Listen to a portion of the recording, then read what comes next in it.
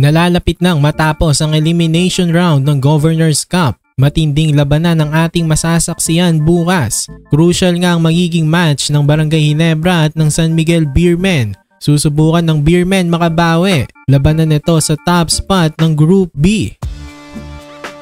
So panalo na naman ang San Miguel Beermen at ang Barangay Ginebra. Tinalo ng Beermen ang Phoenix Fuel Masters kahapon. Nasa 3-game winning streak na ang Beermen. Habang ang Barangay Ginebra naman tinambakan ng Rain or Shine Elasto Painters at may 4-game winning streak na at kasalukuyang top 1 ng Group B. 3 games na nga lang ang natitira sa bawat koponan dito sa Group B. Kaya sobrang crucial ang magiging laban bukas ng Barangay Ginebra at ng San Miguel Beermen. Kung sino ang manalo bukas ay most likely yun na rin ang magiging first seed sa kanilang grupo.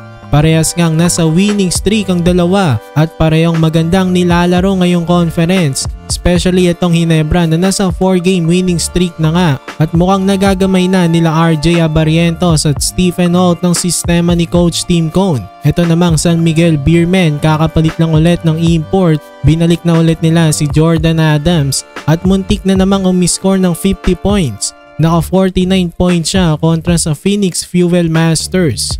So matinding bakbakan na naman ito bukas. Rematch ng mag-sister team. Last time nga na magkaharap ang dalawa, umiscore ng 50 points si Justin Brownlee. Ano kaya ang magiging sagot ni Jordan Adams sa kanilang rematch ni Justin Brownlee? Sa mga locals naman, MVP na si Junmar Fajardo, makakatapat ulit si Japet Aguilar na mala MVP rin ang nilalaro ngayong conference. Magandang matchup ito. Japet Aguilar nag-average ngayon yan ng 20 points per game at 9 rebounds.